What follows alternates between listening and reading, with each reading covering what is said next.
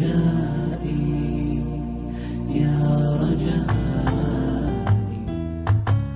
Saluran informasi warga Pati disiarkan dari Geraha Adi Suara, Jalan Raya Pati Kudus, kilometer 3. Inilah 101 FM. Radio Pas Kota Pati.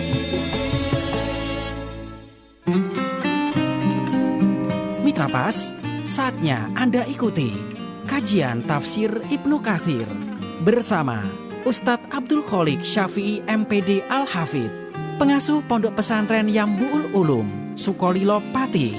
Selamat mengikuti. Assalamualaikum warahmatullahi wabarakatuh. Makin pas, makin pasti, Pas FM pasti. Bismillahirrahmanirrahim. Mitra Pas FM yang dirahmati Allah, pertama-tama segala puja dan pujian adalah milik Allah Subhanahu wa Ta'ala. Dan bersyukur karena dalam kesempatan sore kali ini kita masih diberikan nikmat hidayah, masih diberikan kesempatan, kesehatan, sehingga kita bisa kembali bersua dalam satu program spesial kajian kitab Tafsir Ibnu Katsir yang hadir setiap hari Rabu, Mitra Pas, dari pukul 17.00 hingga jelang maghrib tiba nanti. Tak lupa juga sholawat ma'asalam kepada junjungan kita Nabi Allah Muhammad Sallallahu Alaihi Wasallam yang kita nanti-nantikan syafaatnya di hari kiamat nanti.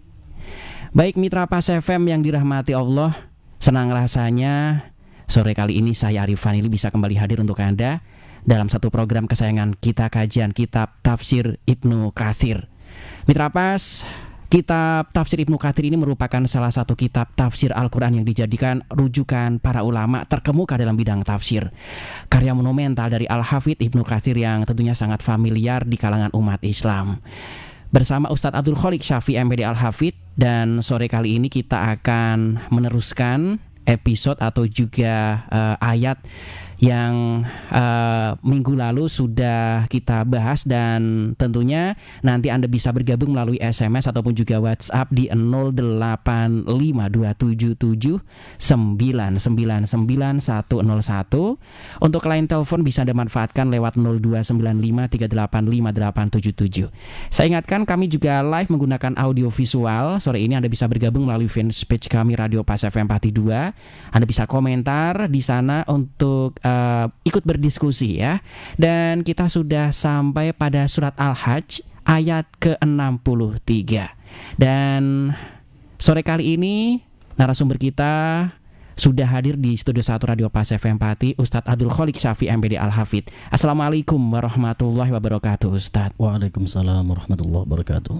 Monggo Ustadz. Bismillahirrahmanirrahim. Assalamualaikum warahmatullahi wabarakatuh. Alhamdulillahilladzi hadana lihadza wa ma kunna linahtadiya laula an hadanallah. Asyhadu an la ilaha illallah wahdahu la syarika lah wa asyhadu anna Muhammadan abduhu wa rasuluh. Allahumma fasalli wa sallim wa barik ala Sayyidina wa maulana Muhammadin wa ala alihi wa ashabihi wa man sara bihadihi ila yaumiddin. Rabbi shrah li sadri wa yassir li amri wahlul 'uqdatam min lisani yafqahu qawli. Al-ayah, amma ba'd. Mitra Pas FM, pendengar setia Radio Pas FM Pati dimanapun Anda berada yang saya hormati, dan juga kepada sahabat saya Mas Ari yang selalu setia menemani kajian tafsir Ibnu Katsir. Kita berdoa dan berharap kepada Allah, semoga segala yang telah kita perjuangkan dalam rangka li'ila'i kalimatillah, dalam rangka mensyiarkan ilmu Allah, semoga Allah memberikan ridha dan menganugerahkan keberkahannya kepada kita semua. Baiklah Mitra Pas FM dimanapun Anda berada, kita lanjutkan kajian kita Surah Al-Hajj ayat ke-63. A'udzu billahi minasy syaithanir rajim. Bismillahirrahmanirrahim. Alam tara anna Allah anzala minas samai ma'an fatusbihul ardu muhdarrah. Inna Allah latifun khabir. Lahu ma fis samawati wa ma fil ardh. Wa inna Allah lahuwal ghaniyyul hamid. Alam tara anna Allah sakhkhara lakum ma fil ardi wal fulka tajri fil bahri bi amri wa yumsiku as-samaa'a an taqa'a 'alal ardi illa bi izni. Inna Allah bin nasi lara'ufur rahim. Wa huwa alladhi ahyaakum summa yumitukum summa yuhyikum. Innal insana lakafurum mubin. Innal insana lakafur. Bismillahirrahmanirrahim. Kita baca tafsir dari Al-Hafidh Ibnu Katsir tentang ayat ini. Wa hadha aidan minad dalalah ala qudratihi wa adhimi sultanihi wa annahu yursilur riyah fatusiru sahaba.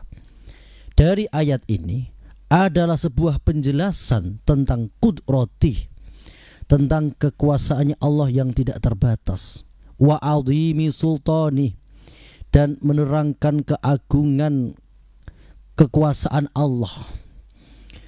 Allah yursilur riyah, Allah lah yang mengutus angin untuk fatusiru sahaba, pembentukan awan.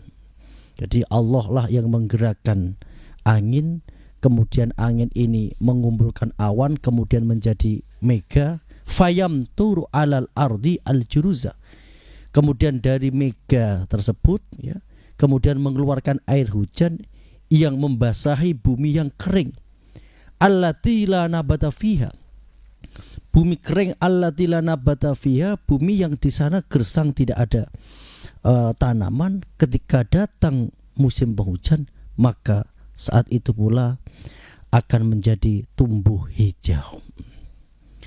Ini semua adalah kekuasaan Allah. Maka kita sebagai generasi muslim jangan terjebak dengan pemikiran-pemikiran orang-orang sekuler yang memisahkan antara teori agama dan teori dunia. Bagaimana caranya? Mari kita hadirkan kalimat Allah di setiap pembicaraan kita. Seperti dalam konteks ayat ini, kalau orang sekuler maka dia akan berbicara dengan teori saja. Adanya awan, angin, kemudian penguapan dari air laut, kemudian menjadi hujan. Kalau kita hanya berbicara tentang teori tanpa menghadirkan kalimat Allah, maka akan kosong. Hati kita, kehidupan kita akan kosong. Maka yang membedakan adalah kita hadirkan kalimat Allah.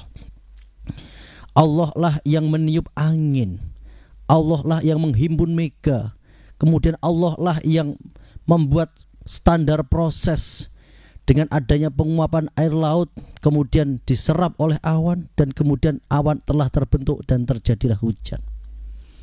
Jangan hanya terjebak dengan konsep, karena seringkali orang yang terlalu sekuler ya, berpikir tentang teori tanpa menghadirkan Allah, kenyataannya dia akan banyak kekeliruannya.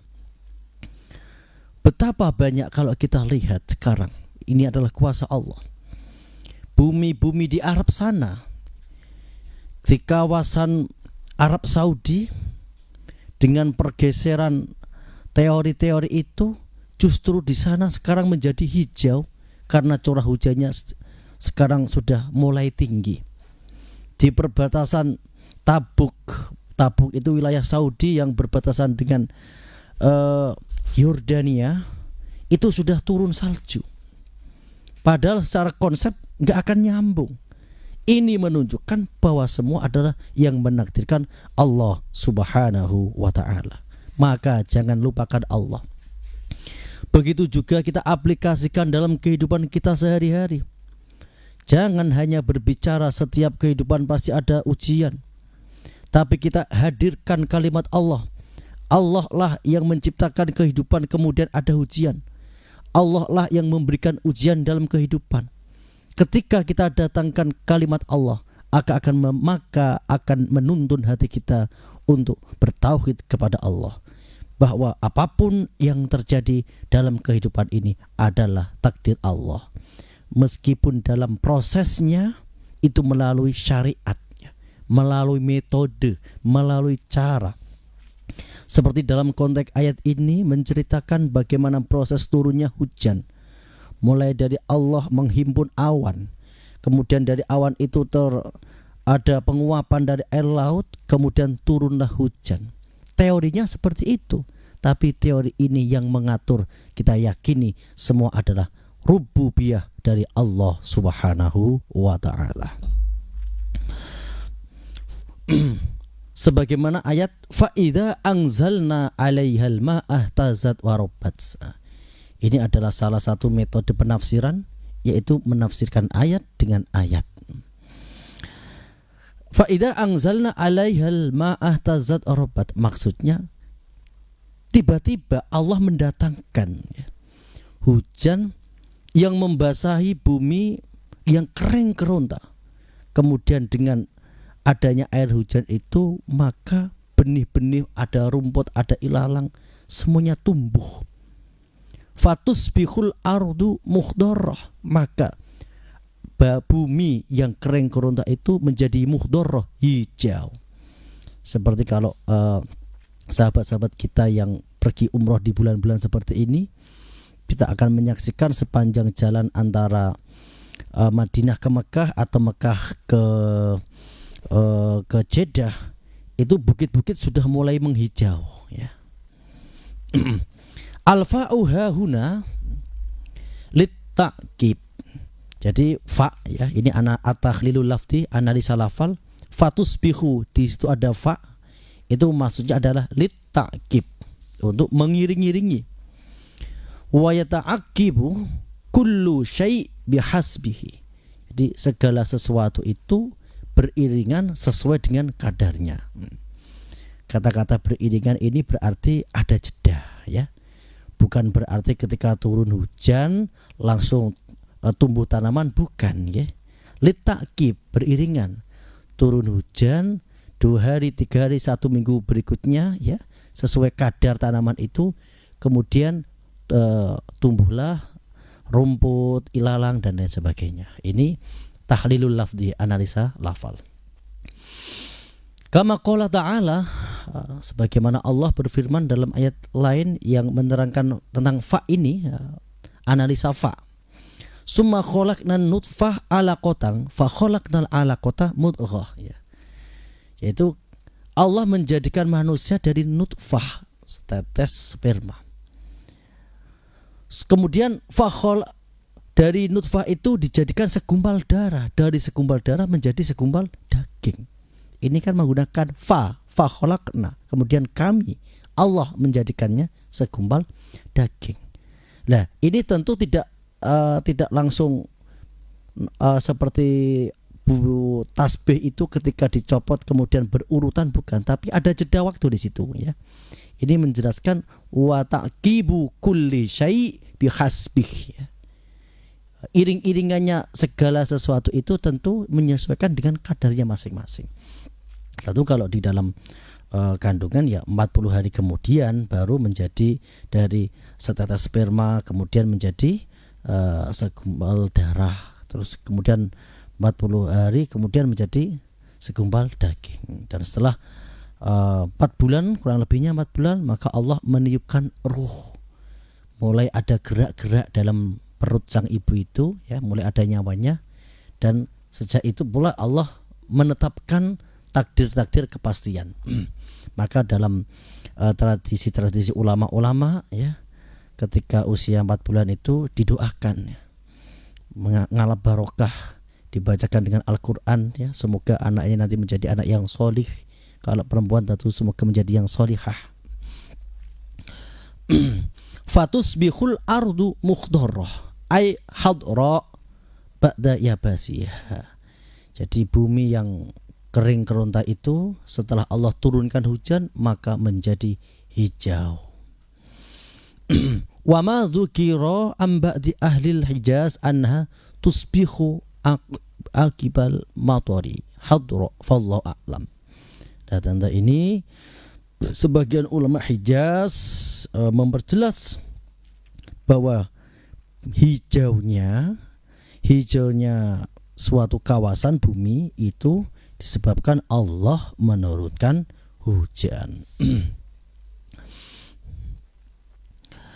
Wa qala alla yasjudu lillahi alladhi yukhrijul khaba'a fis samawati wal ardh. Nah, ini kemudian diperjelas, ditafsirkan dengan firman Allah yang lain. Wa qala ta'ala wa ma tasqutu min waraqatin illa ya'lamuha wa la habbatin fi dhulumatil ardh wa la radbin wa la yabisin illa fi kitabim mubin. Jadi tidaklah sesuatu yang tersembunyi sekalipun yang ada di dunia ini tanpa pengawasan dan pengetahuan Allah. Jadi semua yang ada di dunia ini adalah sudah menjadi kehendak dari Allah. Bahkan sebutir biji yang tertutup daun, kemudian tertimbun tanah, dan kemudian tertimbun pepohonan, ini Allah tahu. Bagaimana kalau ini kita korelasikan dengan ilmu alam, bagaimana kuasanya Allah menciptakan makhluk yang jumlahnya ribuan bahkan miliaran, mulai dari yang kasat mata yang besar seperti manusia, flora, fauna, kemudian yang terkecil, bakteri, semuanya Allah berikan cara hidup, semuanya Allah berikan rezeki. Nah, tentu hal yang seperti ini yang harus menjadi keyakinan kita, sehingga kehidupan kita itu menjadi lebih harmonis. Karena dalam diri manusia Allah itu menempatkan 4 perkara. Pertama yaitu hidayatut tajrid. Hidayatut tajrid adalah insting. Bagaimana manusia itu bereaksi cepat ketika ada bahaya. Mungkin ketika ada ular kita teriak, kita lari. Ketika kita naik kendaraan kemudian ada lubang, maka tanpa disuruh insting kita akan bergerak, mengarahkan setir kita atau stang kita menghindarinya. Ini adalah hidayatut tajrid, insting menyelamatkan diri dari bahaya.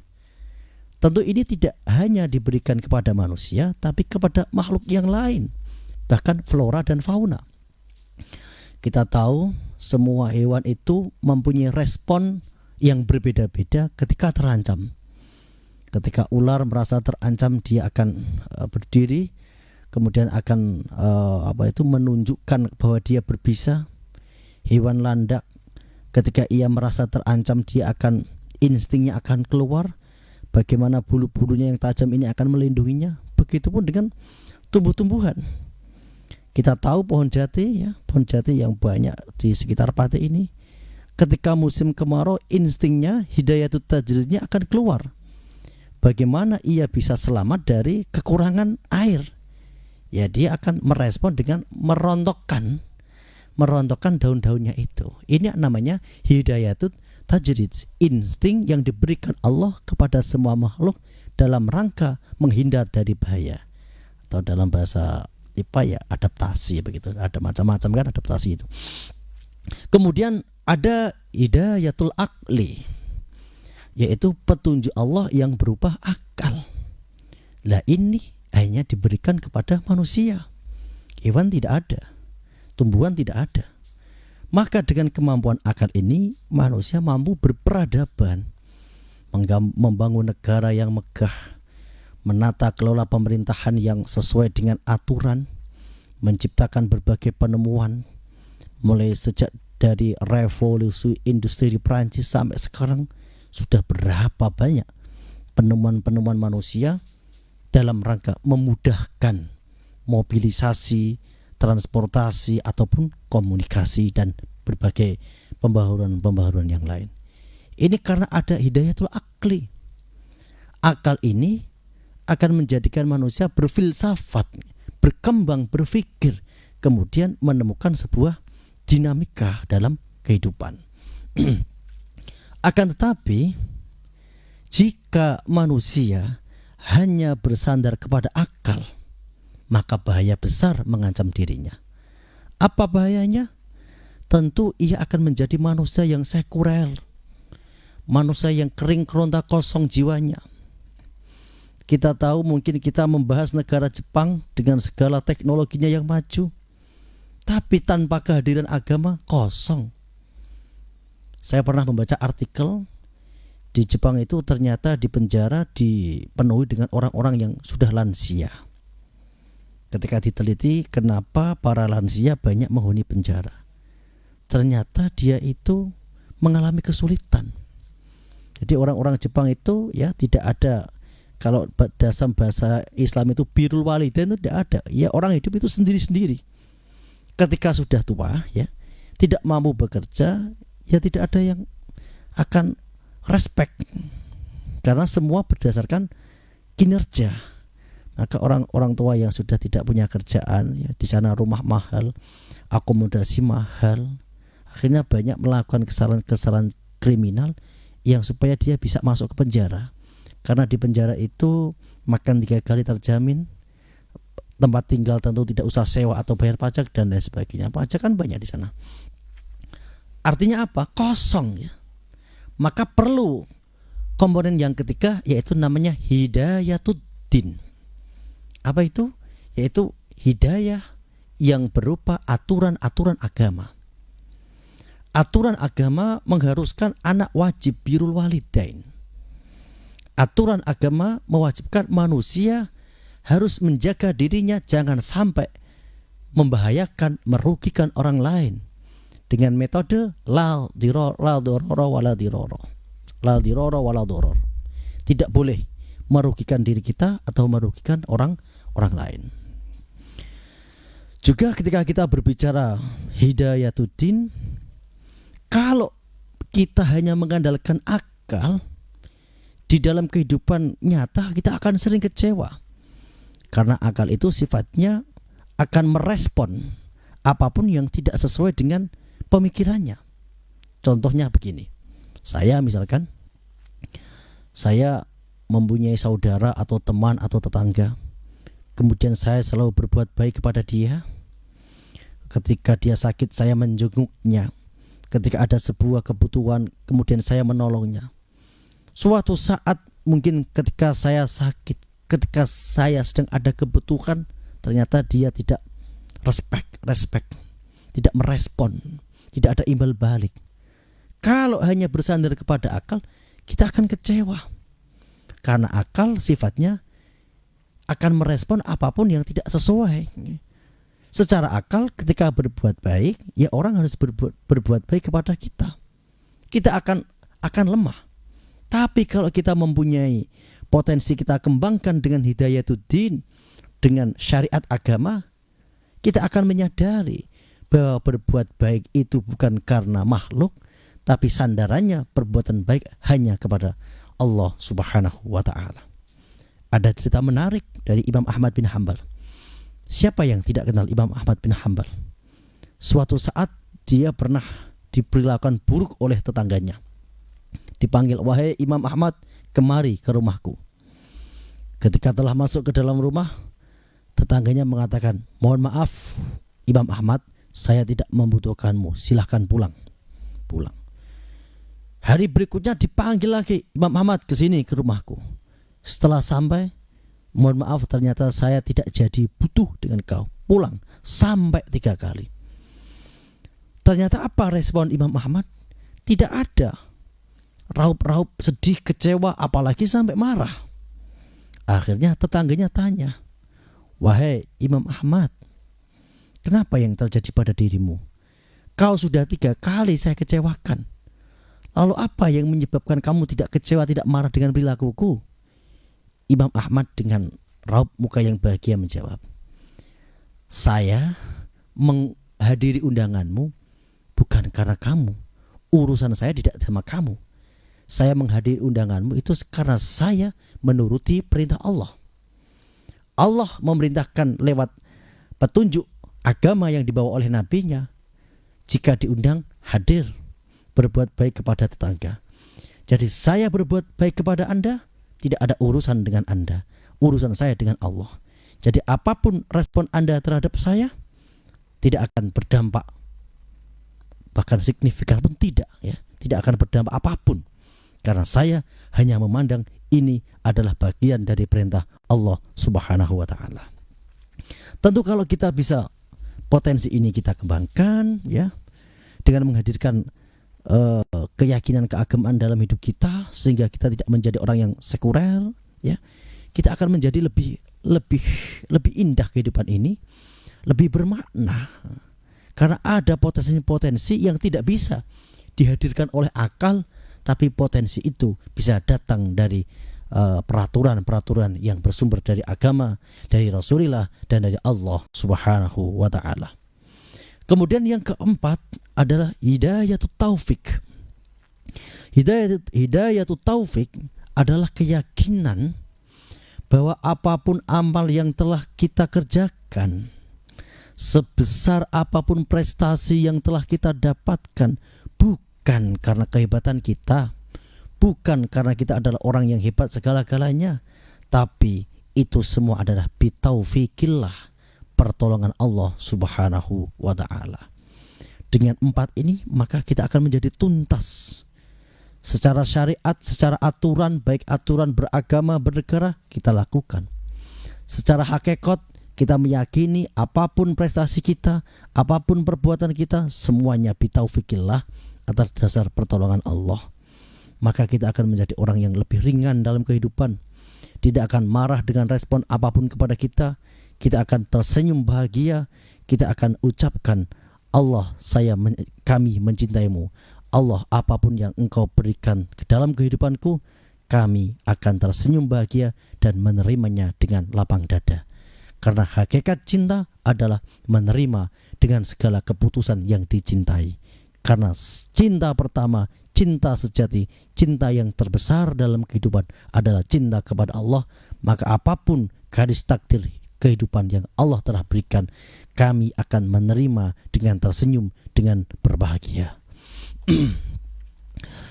Lahu ma fis samawati wa ma fil ar, ai milkuhu jami'il asya. Semua ini miliknya Allah, ya. Wa huwa ghani amma siwa. Allah ini tidak butuh kepada selain Allah. Wa kullu syai' faqirun ilaih. Segala sesuatu butuh kepada Allah. Allah sifatnya adalah al-khaliqu bila hajatin. Allah menciptakan tanpa membutuhkan. Allah menciptakan manusia, Allah tidak ada kebutuhan dengan manusia. Allah menciptakan alam raya, Allah tidak ada kebutuhan dengan alam raya, dan seterusnya. Maka cukup dengan cintanya Allah sudah bisa membuat hati kita tersenyum bahagia, kemudian bersyukur, selalu memuji kepada Allah. Meskipun kita bukan siapa-siapa, tidak ada pangkat, tidak ada jabatan, dan bukan siapa-siapa, ya.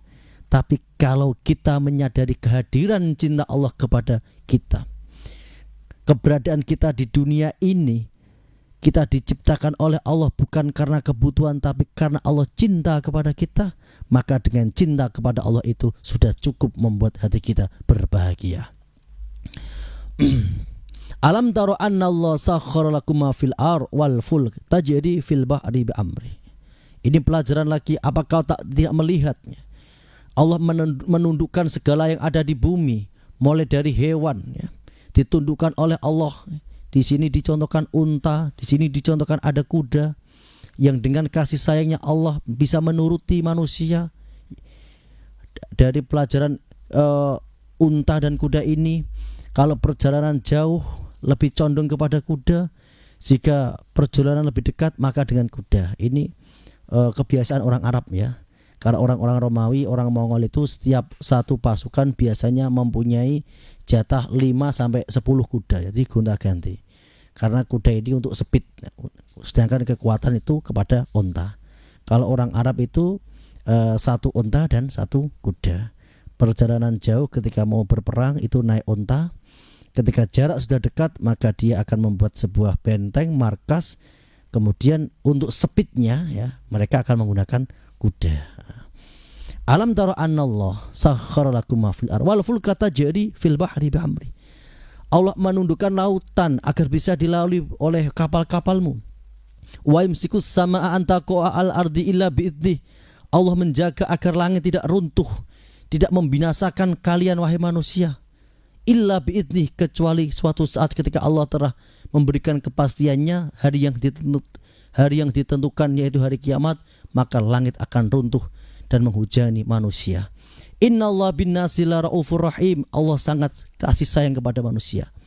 Wa huwallazi ahyaakum summa yumitukum summa yuhyikum innal insana lakafur. Allah lah yang menciptakan kalian dari tidak ada menjadi ada.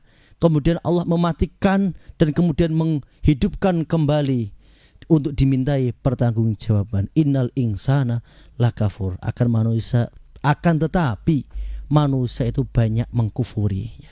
Dia itu merasa segala-galanya tanpa mau berpikir asalnya dari mana, kemudian mau kemana. Kalau mau berpikir demikian, maka kita akan tersadar bahwa wa ma khalaqtul jinna wal insa illa liya'budun. Penciptaan kita, Allah menciptakan kita bukan apa-apa tujuannya, yaitu tujuannya adalah menghambakan diri kepada Allah Subhanahu wa taala. Demikian penjelasan dari surah Al-Hajj ayat ke-63 sampai 65. Selanjutnya kita buka season dialog interaktif. Monggo. Baik, untuk Anda Mitra Pas yang ingin bergabung, Anda bisa masuk melalui SMS atau juga WhatsApp. Anda bisa bergabung di 085277999101 dan kita juga angkat telepon yang sudah masuk di 385877. Anda bisa komentar di fanpage kami karena kami juga live menggunakan audio visual. Silakan komentar di fanpage kami Radio Pas FM Pati 2. Halo. Oke, Assalamualaikum Pas FM Pati. Waalaikumsalam. Baik, dengan siapa di mana Bapak? Dari Mas Udin di Juwana. Mas Udin. Baik, silakan. Ya, ini mau menanyakan di awal tadi Pak Ustadz menerangkan kalau Allah menurunkan hujan untuk alam semesta ini ya Pak Ustadz ya. Sekarang pertanyaannya begini, kalau kita sering mendengar ada doa minta hujan, sholat minta hujan atau istisqa, apakah juga ada doa menolak hujan Pak Ustadz? Karena terkadang kan ada juga di masyarakat kita minta agar hujan tidak turun untuk kegiatan suatu hal yang dilakukan oleh para pawang hujan. Nah, itu bagaimana pandangan Islam mengenai penolakan hujan atau pemindahan hujan yang dilakukan oleh pawang hujan ini Pak Ustadz? Terima kasih. Assalamualaikum. Waalaikumsalam warahmatullahi wabarakatuh. Saya jadi teringat dulu karena sholat istisqa malah ternyata hujannya terlalu kencang. Ini juga pernah terjadi. Ustaz, mohon pencerahannya monggo. Ya. Di zaman Nabi, hadis yang dari riwayat Imam Turmudi itu, ketika Nabi sedang khutbah ya, ada seorang bedui. Seorang bedui itu orang pedalaman. Orang pedalaman itu ya lugu tapi ya keras ya gitu ya. Lugu tapi kaku. Kalau bahasa hati ngomongnya blokosuto gitu. Blokosuto. Nabi sedang berkhutbah kemudian diceneng ya, baca, wahai Muhammad, sudah jangan terlalu banyak berkata-kata. Kalau kau memang utusan Allah, mintakan hujan kepada Tuhanmu. Kami ini susah. Ternak-ternak kami ini tidak ada air. Kita hidup di lembah-lembah wadi, ini nggak ada air. Cepat. Nah, kemudian Nabi ya, kalau sama orang Badui itu ya gemeski, tapi Nabi itu sayang kepada mereka. Hadisnya banyak tentang Badui yang bikin ya, kita malah ringan beribadah. Malah ringan beribadah. Dan Nabi itu menyukai mereka. Kemudian Nabi mendoakan. Terus karena Nabi yang berdoa ya langsung hujan. Setelah hujan itu ternyata banyak banjir gitu ya. Kebablasan gitu. Kemudian Badui itu datang lagi, Muhammad, jangan begitu. Hujan itu hawalaina di sekitar kita ini, jangan di sana. Nanti kita malah kebanjiran susah. Dan Nabi kemudian mendoakan lagi ya. Artinya apa? Berdoa itu adalah sebuah ibadah. Berdoa apapun. Berdoa minta kita pintar, minta hujan, minta rezeki. Tapi hakikat doa ya, saya ulangi, hakikat doa bagi orang yang beriman adalah semata-mata bukan karena kita ada hajat, ada kebutuhan. Hakikat doa adalah sebagai bukti bahwa kita ini al-fakir yang selalu membutuhkan kepada Allah yang maha kuasa atas segala-galanya. Doa minta hujan boleh, doa agar kita diberi keselamatan, agar kita hujan ini tidak mengandung adab, itu juga boleh. Kan banyak ajaran-ajaran doa itu ya. Doa-doa ini bisa kita baca. Redaksinya banyak dalam hadis-hadis itu tentang doa minta hujan, terus kemudian agar hujan ini tidak mengandung adab. Tapi memang tidak semuanya saya hafal ya, karena hadisnya kan banyak sekali doa-doa itu.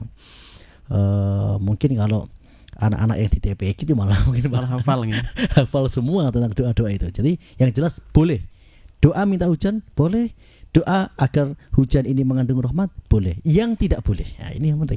Yang tidak boleh itu seakan-akan kita bisa ini seperti apa itu? Merintah. Seperti kita itu mempunyai remote langit gitu lah ya. Jadi disi kerso, nah itu tidak boleh. Dalam bahasa Jawa disi kerso tidak boleh. Jadi ya kita berdoa, tapi hakikat doa, saya ulangi, hakikat doa adalah sebagai tanda butuh kita kepada Allah, bukan karena kita butuh dengan sesuatu yang konsepnya selain Allah. Kita hanya bukti kita butuh kepada Allah. Maka apapun yang Allah turunkan, ya terima saja. Demikian.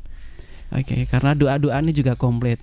Meminta untuk dihentikan hujannya boleh, minta hujannya juga boleh, komplit semua. Oke, tinggal literatur hadisnya kita baca, karena memang banyak literatur hadis yang berkaitan tentang Badui, bikin kita jadi senang dan mekekal itu. Ya, betul. Kita jadi senang untuk beribadah, karena yang ringan-ringan akhirnya kita bisa menikmatinya gara-gara orang Badui dan hal-hal lainnya. Oke, kita tunggu juga Mitra Pas yang ingin bergabung. Anda bisa masuk ya melalui SMS ataupun juga WhatsApp di 085277999101. Kemudian fanpage ada di @paspati dan grup ada di Paspasi FM Spasipati, karena kami juga live menggunakan audio visual. Anda bisa komentar di sana ya. Dan yang sudah like terima kasih. Terima kasih juga untuk yang sudah bergabung. Assalamualaikum warahmatullahi wabarakatuh. Ustadz, dari Bapak Sujono ini menanyakan tentang Ustadz, kalau kita ini kan menggunakan smartphone ya di HP, terkadang juga ada di komputer juga ada bahwa nanti ketahuan kondisi alamnya mungkin panasnya atau dinginnya udaranya sekian derajat Celcius, nih kayaknya mau hujan nih. Kemudian kerentekeng hati atau dalam hati berbicara, wah kayaknya hujan nih, akan hujan, seolah-olah ini pasti. Ada yang bilang bahwa itu tidak boleh karena nanti disi kerso dan sebagainya. Bagaimana kita menyikapinya menggunakan teknologi-teknologi seperti ini supaya ini juga kita tidak kufur, karena terkadang ini juga digunakan oleh para petani-petani kita, itu entah itu petani padi ataupun petani yang suka nanam buah-buahan yang lain seperti semangka dan lain-lain, sehingga terkadang ketika mereka mau investasi juga mengandalkan alat-alat seperti ini karena takutnya ini tanda-tanda mau hujan. Mohon pencerahannya Ustadz, monggo Pak Sujono. Islam adalah agama yang menjunjung tinggi ilmu pengetahuan. Sains Ustadz. Sains, ilmu apapun itu. Termasuk sekarang ada ilmu tentang alam yang sudah dilembagakan BMKG ya. Dan banyak lagi tentang ilmu-ilmu itu. Jadi apapun tentang ilmu yang bisa dibuktikan secara empiris, Islam menerimanya dan bahkan Islam itu mengapresiasi. Karena kadang-kadang dengan ilmu sains ini nanti bisa menjawab, menjelaskan tentang ayat-ayat yang ada pada Al-Quran. Seperti misalkan ini meskipun di luar konteks, dulu orang kalau diceritani perkara gaib itu dia logikanya seakan-akan tidak menerima, atau kalau menerima pun itu dengan paksaan. Tapi dengan era digital yang seperti ini, kita ini bisa sebenarnya mudah melogika. Setiap kita mempunyai smartphone, di sana ada pulsa, ada kuota ya kan. Kita tidak bisa melihatnya bagaimana bentuknya seketika atau warnanya merah atau hijau, tapi kita merasakan manfaatnya. Nah, mungkin ini bisa menjawab ya dengan adanya teori-teori perakiraan cuaca. Jadi sebenarnya teori-teori yang ada di dalam Al-Quran itu sudah lengkap. Ilmu apapun ada. Nah, justru dengan adanya mempelajari ilmu-ilmu tentang alam ini bisa memperkaya khazanah keilmuan dalam Islam. Cuma kita juga harus selalu menghadirkan kalimat Allah tadi yang sering saya sampaikan. Seberapapun teori metode kita, jangan lupakan kalimat Allah. Allah yang menghimpun angin menjadi awan, Allah yang menakdirkan kemudian penguapan air, kemudian Allah yang menurunkan hujan. Jadi seimbanglah antara syariat. Syariat itu kan metode. Secara metode ya begitu terjadinya hujan, perkiraan cuaca kalau bulan ini ya, bulan ini intensitas hujan tinggi, bulan ini akan semakin rendah dan sebagainya. Tapi kita harus menghadirkan hakikatnya. Meskipun secara syariat metodenya seperti itu, tapi kita tetap menghadirkan Allah. Hakikatnya adalah Allah. Jadi Allah itu ya profesional. Jadi meskipun semuanya itu kun kemudian fayakunu, tapi prosesnya ini dilalui. Likulli syai'in sababa fa'atba'a sababa. Segala sesuatu itu ada sebab, maka cari sebab dalam itu. Ya Allah bisa-bisa saja kita yang tidak belajar kemudian menjadi alim bisa, tapi ya kan Allah ini harus melalui syariat. Kalau kita ingin alim ya belajar. Kalau kita ingin mendapatkan kesuksesan ya berjuang. Begitu juga hujan, proses syariatnya ya sebagaimana yang diterjemahkan oleh kawan-kawan kita dalam BMKG. Jadi kita menggunakan smartphone perkiraan cuaca itu diperbolehkan. Tapi kita tetap harus selalu menghadirkan Allah, hakikatnya Allah. SOP-nya ya seperti itu tadi yang dibicarakan oleh kawan-kawan ahli BMKG itu. Dengan proses-proses yang demikian rupa, kemudian turunlah hujan. Toh semuanya itu yang menakdirkan, yang membuat semuanya adalah hakikatnya Allah. Demikian. Baik Mitra Pas, acara ini didesain Anda bisa berdiskusi dalam program-program yang kita kaji. Kali ini adalah Tafsir Ibnu Katsir, Surat Al-Hajj ayat ke-63 bersama Ustadz Abdul Khalik Syafi'i MPD. Anda bisa bergabung melalui SMS ataupun juga WhatsApp di 085277799901. Yang juga sudah bergabung kami terus pantau. Kali ini Assalamualaikum warahmatullahi wabarakatuh Ustadz. Waalaikumsalam warahmatullahi wabarakatuh. Ini dari Mas Armanto, ini di luar topik tapi ini Ustadz, menanyakan begini, Ustadz tentang ayat-ayat atau juga keterangan-keterangan literatur, ini tentang fase-fase akhir zaman kan ada perang besar. Ini kok yang disebutkan seringkali bangsa-bangsa Arab dan juga Yahudi, Nasoro dan sebagainya. Dan terus bangsa-bangsa yang lain seperti Asia, Eropa, apalagi bangsa Indonesia dan lain sebagainya, kok tidak terceritakan ya dalam Al-Quran. Mohon pencerahannya Ustadz. Apa musnah duluan atau bagaimana ini? Moga Ustadz. Pentingnya kita membaca sejarah. Manusia pertama adalah Adam, kemudian Hawa. Adam ketika diturunkan di bumi ya, itu di daratan Hindia, Hindustan. Ibu Hawa di Jazirah. Kemudian Allah takdirkan bertemu di Jazirah. Artinya apa? Cikal bakal manusia ya dari sana. Ya. Kemudian setelah Adam berkembang Idris, maka manusia ini kan bermigrasi ya, semakin ke sana, semakin ke selatan, semakin ke utara. Ya awalnya ya memang manusia itu di wilayah Jazirah, antara Jazirah Arab, Asia Barat, kemudian di Asia Selatan wilayah Hindustan, kemudian nanti menyebar ke daratan peradaban itu loh. Kalau kita baca peradaban kuno, mulai dari antara sungai Efrat dan Tigris itu kan peradaban kuno sekali ya. Mulai dari Babilonia, Kanaan, Sana'ana, kemudian menyebar kepada peradaban kuno di sekitar Mesopotamia, kemudian menyebar di Sungai Nil itu, kemudian dari sungai-sungai besar itu. Kemudian setelah terjadi huru-hara besar, bencana besar, zaman Nabi Nuh semua musnah. Di sana Nabi Nuh yang ikut adalah 3 putranya yang terkenal ini, yaitu Sam, Ham dan Yafis. Sam menjadi nenek moyang bangsa Eropa, bangsa Arab, kemudian bangsa Persia dan tentunya Yahudi. Kalau kita berbicara Arab pasti Yahudi masuk karena dari Nabi Ibrahim. Kemudian Yafis ini menjadi bangsa-bangsa Asia Tengah, bangsa Mongol, Turki ya. Karena Turki itu memang sampai sekarang kenapa Yunani belum mengakui Turki? Karena Turki memang dulunya kan dari bangsa Asia Tengah. Kemudian mereka bermigrasi itu di film Korolus Usman itu terus sampai di sana. Maka orang Yahudi selamanya mengakui itu ya sama Turki gak rukun karena sejarahnya seperti itu. Kemudian ada Ya'juj Ma'juj dan bangsa Cina ini dari Yafis.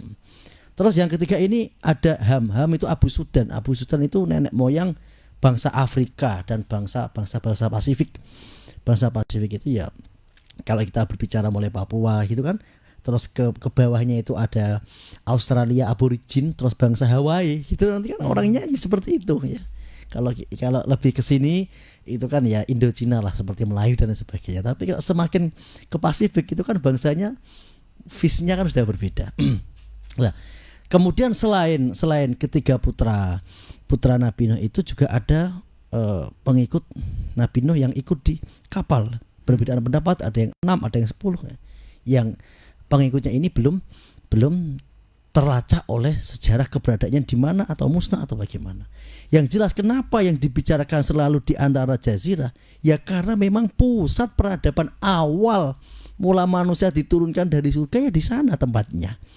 Nah, kemudian sampai ke Indonesia ini kan juga sebenarnya kalau kita membaca sejarah kan ya jadi penyebaran dari sana kan, dari Champa itu sekitar Indochina sana, dari Kamboja semakin ke sini, jadi semakin kebak semakin ke sini, jadi begitu. Nah, kemudian dihubungkan dengan teori akhir zaman, ya nanti ya perang-perangnya ya selalu di sana, perang akhir zaman. Karena peradaban dibangun dari sana, runtuhnya pun nanti akan dari sana. Sehingga nanti ada hadis itu yang api itu akan menggiring manusia itu kan dari bumi Sam itu. Berarti prahara-prahara itu banyak di sana. Ya semua ada hikmahnya. Justru kita di Indonesia itu lebih tenang kan, lebih tenang, lebih jauh gitu. Ya efeknya ya banyak ya. Dari mana kita bisa mengambil, bisa positif, bisa negatif. Intinya kita khusnudzon kepada Allah. Selama kita masih beribadah dan masih berkeyakinan ilallah, minallah, wa alallah, insya Allah rahmat Allah akan selalu bersama kita. Amin. Kita sudah di penghujung acara karena kita sudah ditunggu teman mahasiswa untuk wawancara karena akan meneliti kajian ini. Ustadz, mohon doanya monggo. Bismillahirrahmanirrahim. Allahumma salli ala Sayyidina Muhammad wa ala ali Sayyidina Muhammad. Alhamdulillahirabbil alamin. Ya Allah ya Rahmanir Rahim, teguhkan hati kami agar selalu berkeyakinan bertauhid kepadamu. Ya Allah, jagalah iman kami, jagalah iman keluarga kami, sahabat kami, orang-orang yang bersama kami, santri-santri kami, murid-murid kami.